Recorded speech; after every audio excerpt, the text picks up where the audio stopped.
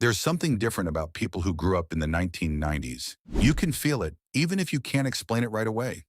Maybe it's how they understand the value of waiting without constantly needing things instantly, or maybe it's their ability to actually be present in a moment instead of thinking about how it looks to other people. Because the 90s didn't just connect two time periods, it created the last generation to experience two completely different worlds at the same time. If you grew up in the 90s, you didn't just see change, you adapted to it. You remember life before the internet, and then you learned how to live with it. You wrote letters, then switched to emails. You made mixtapes on cassettes, then playlists on iPods. That made you something rare, a bridge between analog and digital, between slow and fast, between depth and speed. And that changes how you think. You can navigate with a paper map or use Google Maps without depending on it. You can think creatively like the analog world taught you, but still execute using modern tools. You're not stuck between two eras. You know how to use both, but it goes deeper than that. You grew up solving problems without instant answers. You memorized phone numbers. You got lost and figured your way back. You asked strangers for directions. You didn't search for solutions, you built them. And every time you did that, you built something most people today struggle with: self-trust.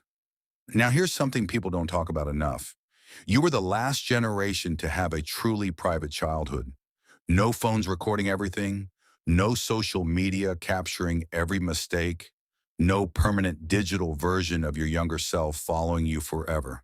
When you embarrassed yourself, it faded. When you went through awkward phases, they disappeared.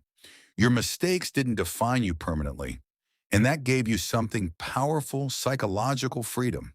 You could try things, fail, experiment, and reinvent yourself without being stuck in the past. You weren't performing your life, you were actually living it.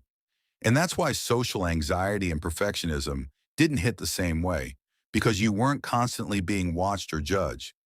That freedom also shaped how you connected with people.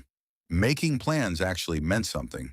You called someone's house and hoped they were there, and if you agreed to meet at a certain time, you showed up. No last-minute texts, no easy cancellations, just accountability. You learned quickly that your word mattered and that showing up built trust. And then there's something most people today would struggle with: waiting, real waiting. You wanted a song, you had to download it for hours, and if someone picked up the phone, it failed. So you sat there watching a progress bar slowly move, second by second. It sounds small, but it wasn't. That was training your brain to understand that good things take time and that waiting actually increases value. But you didn't just learn to wait, you learned to make decisions under limits. When you had a blank cassette, you couldn't record everything, so you had to choose. You'd sit by the radio waiting for the right song, ready to press record at the perfect moment. And if you missed it, it was gone. That forced you to think about what actually mattered. You became selective without even realizing it.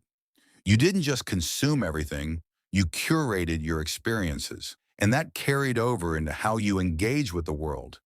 You didn't just listen to music, you experienced full albums.